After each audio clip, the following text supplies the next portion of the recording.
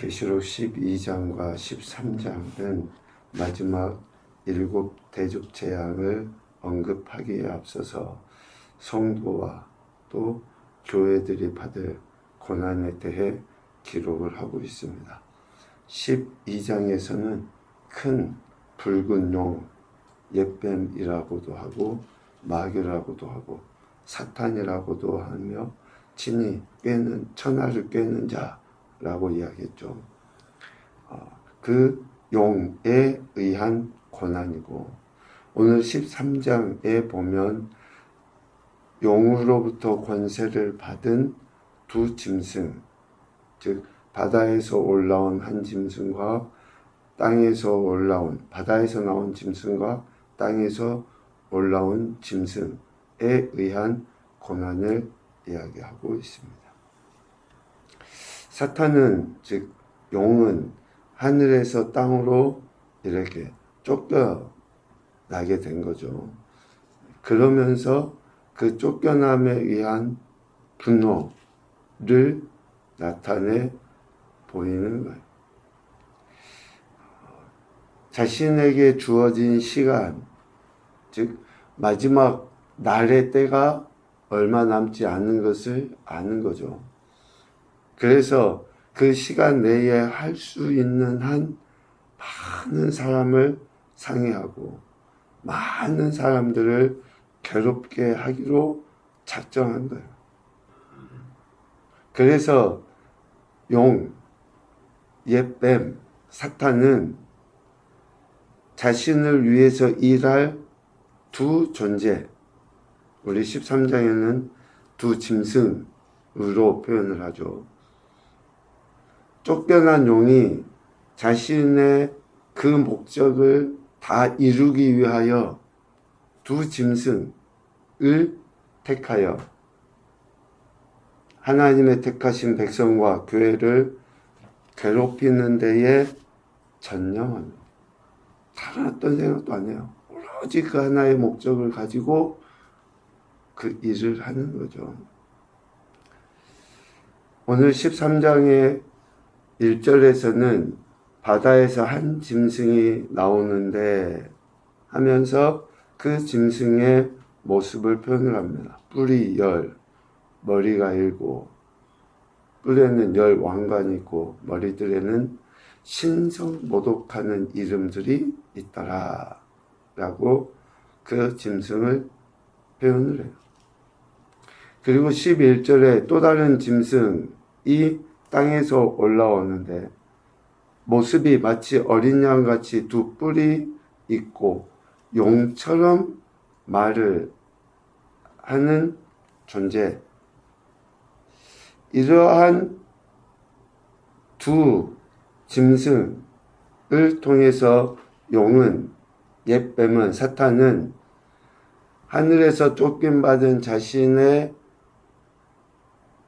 그 목적, 즉 교회와 성도를 괴롭히고 환난을 주기 위한 일을 쉬지 않고 합니다. 두 짐승에게 사탄이 준 것이 뭡니까? 권세예요. 오늘 2절이나 4절 말씀에 보면 그 짐승에게 준 용의 권세를 표현합니다.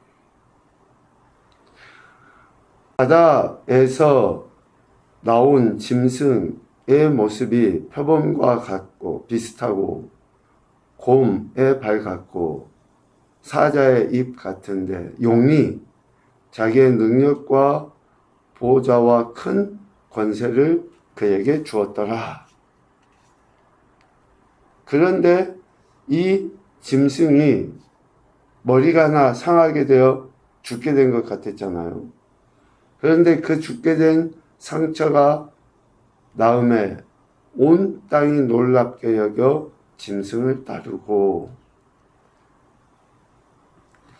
3절 말씀을 우리가 참 주의 깊게 봐야 됩니다.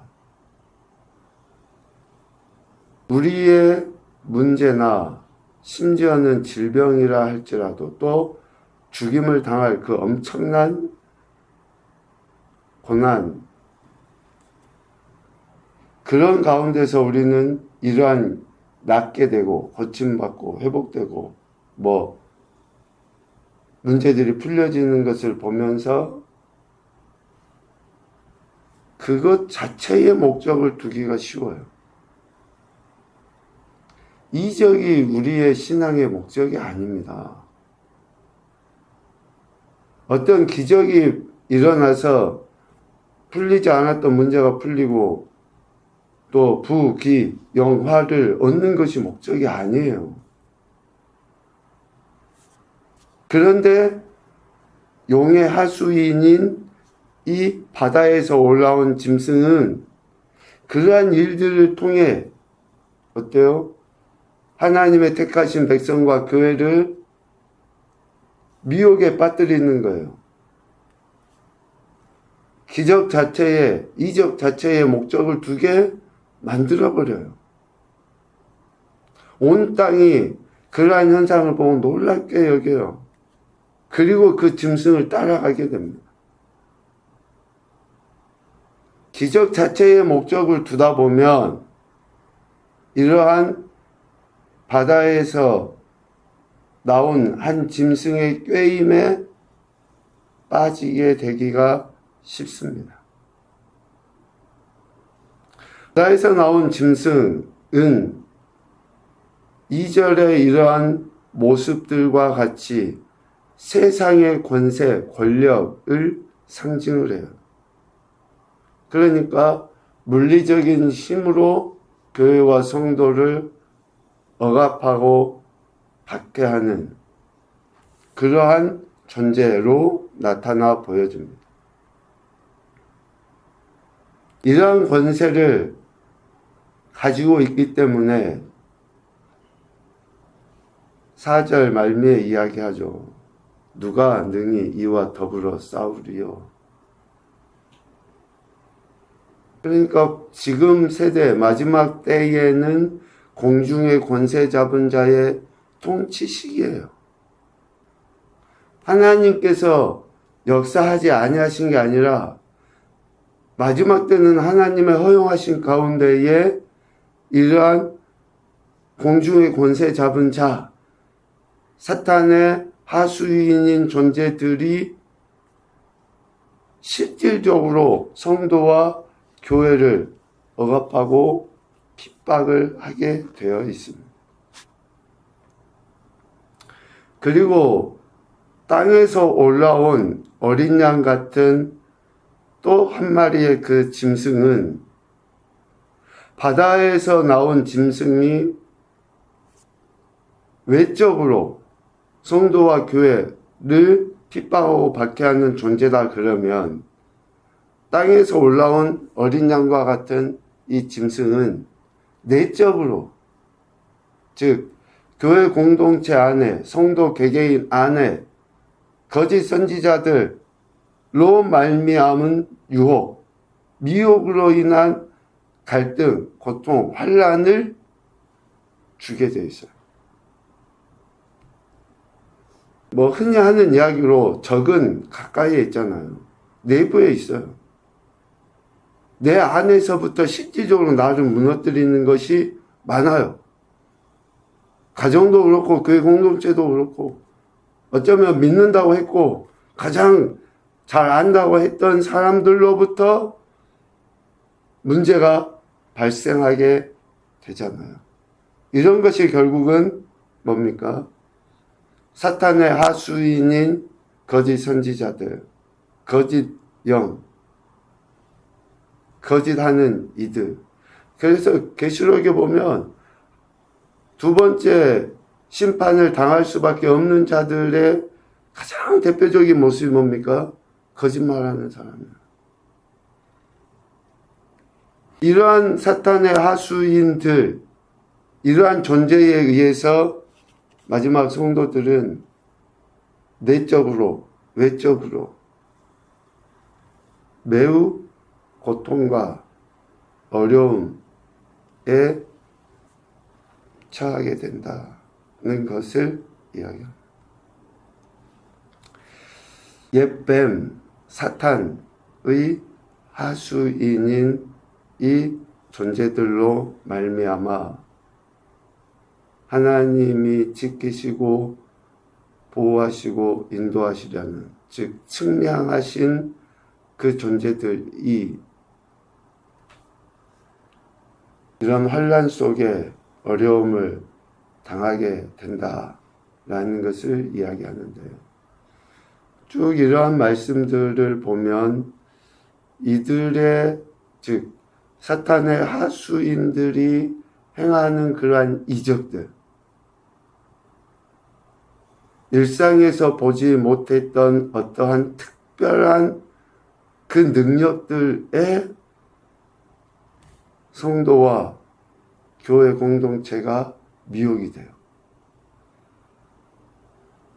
일상의 삶의 모습에서 볼 수 없는 그러한 특별한 것이, 그러니까 볼 수 없었던 것이 크게 보여져요. 특별하게 보여져요. 그래서 그 짐승들에게 경배하게 돼요. 그 존재, 이면에 사탄이라고 하는 그 존재를 인식하지 못하고 눈에 보이는 그 현상을 나타내는 존재에 대해서 두려움을 갖게 되고 경배하게 되고 하는 일이 일어나게 됩니다. 특별히 11절 이하에 나오는 땅에서 올라온 한 짐승, 즉 거짓 선지자들의 이러한 행태를 사람들이 분별하지 못해요. 거짓 선지자들로 말미암아 당할 그 고통과 환난이 실제적으로 주어짐에도 불구하고 이적을 보기 때문에, 그 나타난 현상 자체에 목적을 두기 때문에 제대로 된 분별을 하지 않는 거죠. 하지 않는 게 아니라 하기 싫을 수 있어요. 그 이적으로 인하여 나타나 보여지는 부귀영화에 미혹이 돼서, 지금 여기에 보면은 뿔이라는 단어는 계속 그 왕관과 연결돼서 이야기하잖아요. 권세예요, 권세. 그런 권세, 명예 못 버려요. 처음부터 우리가 아담의 후손인 우리 인생들이 그 죄의 핵심의 이야기가 뭡니까? 하나님과 같이 우리가 그러한 그 연약한 존재라는 것을 사탄은 너무나 잘 알죠. 사탄이 그렇게 처음부터 우리를 조장을 했으니까. 그러니까 이런 이적을 통해서 나타나 보여지는 그것으로 인해서 얻게 되는 부나 명예, 이런 것들로 말미암아 하나님을 떠나게 되는데 그것을 분별하지 못하게 만들어 버리는 거죠.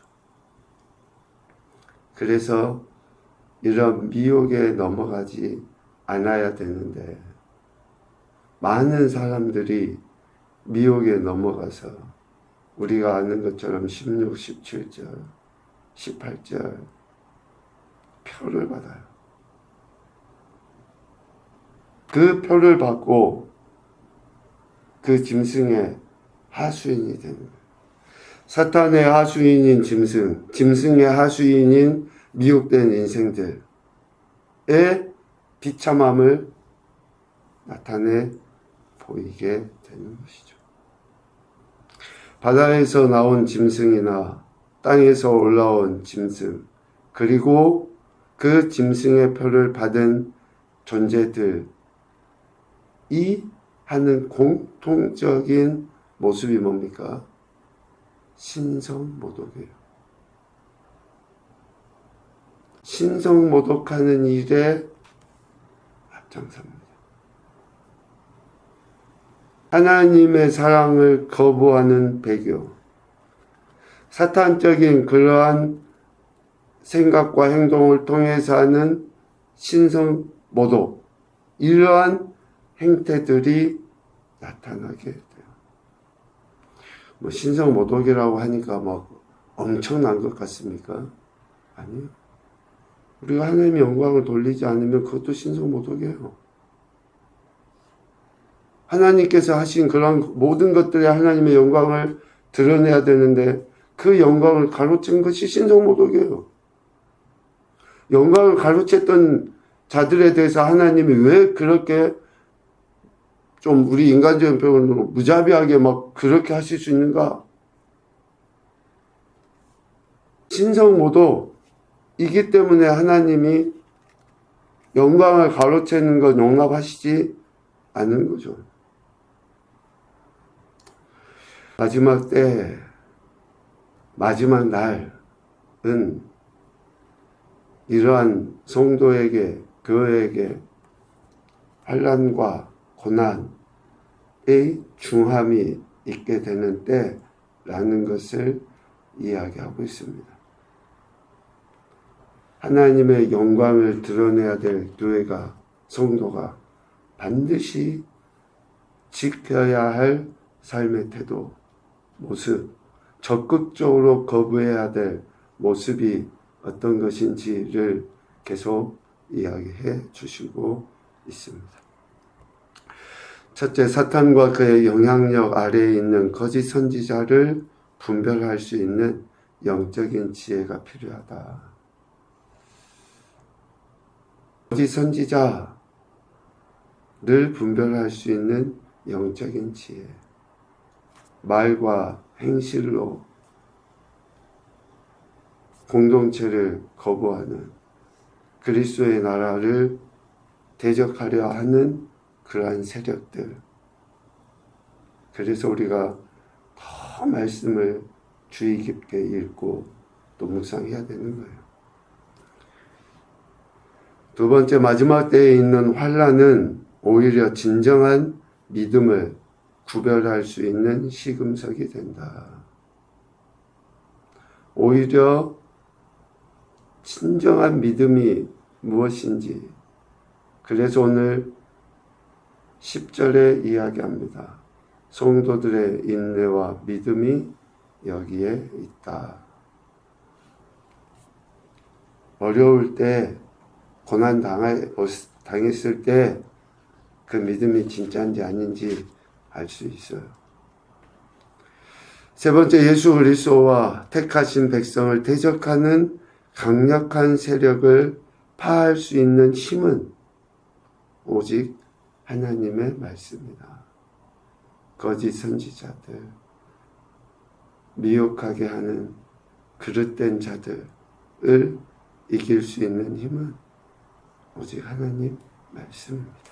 그래서 오늘도 우리는 말씀을 듣고 또 그 말씀의 강력한 힘을 의지하여 붙잡고 기도하는 거예요. 그러한 삶을 통해서 하나님의 영광도 나타내시고 우리 영혼력이 새로워져서 하나님의 기뻐하신 뜻을 이루어드리는 겨우된 우리 인생이 되시기를 주님의 이름으로 축복합니다. 아멘.